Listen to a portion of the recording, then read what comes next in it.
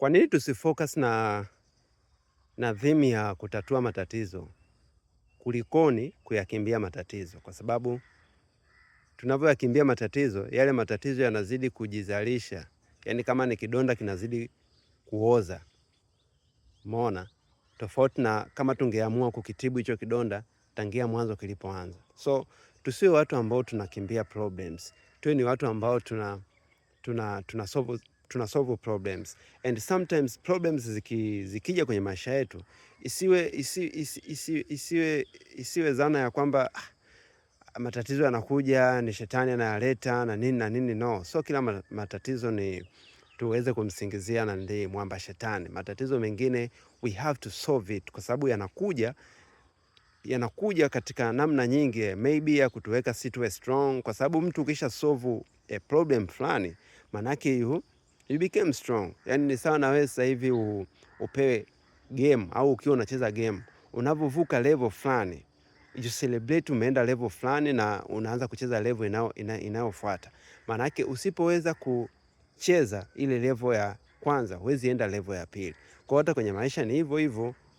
Ili uweze kwenda mbele na uweze kuwa mkomavu kiakili na kila kitu, lazima usolve problem ambayo inakuface kwa huo muda.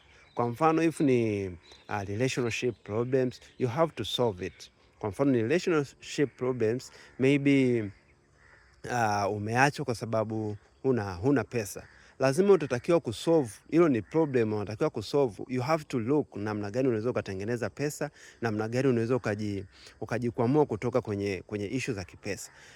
Na kama maybe uliachwa maybe kwa sababu you are not masculine, maybe you don't have muscles na nini, yani uwezo ukabaki unalalamika kwamba nimeachwa kwa sababu sina muscles. Lazima utasema as a man I have a duty ya kuhakikisha nafanya exercise, manake na workout, nafanya mazoezi, maybe naenda gym na nini na nini na nini, kurekebisha mistake. So kwa sometimes utavoachwa kwa sababu huna muscles, ni kama umeachwa kwa sababu ya mistake fulani, so you will have to fix that mistake ili ukija kukutana na another relationship uweze ukaachwa kwa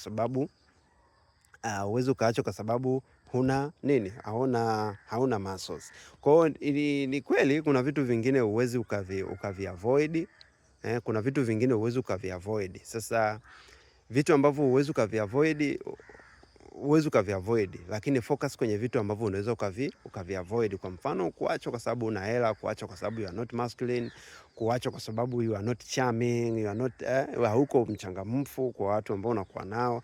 That's why wanakosa ile ladha ya uchangamfu kwako, wanakosa ladha ya masculinity, wanakosa ladha ya wewe kutokuwa na pesa. That's why they shift. Kwa kuna namna ya sisi ambavyo tunatakiwa kusolve problems na to avoid kurun problems, kwa sababu tunavyozidi kurun from the problems hatui wakakamavu, hatui vile ambavyo tulitakiwa kuwa. So matatizo hayakimbiwi, bali matatizo yanatakiwa kusolviwa.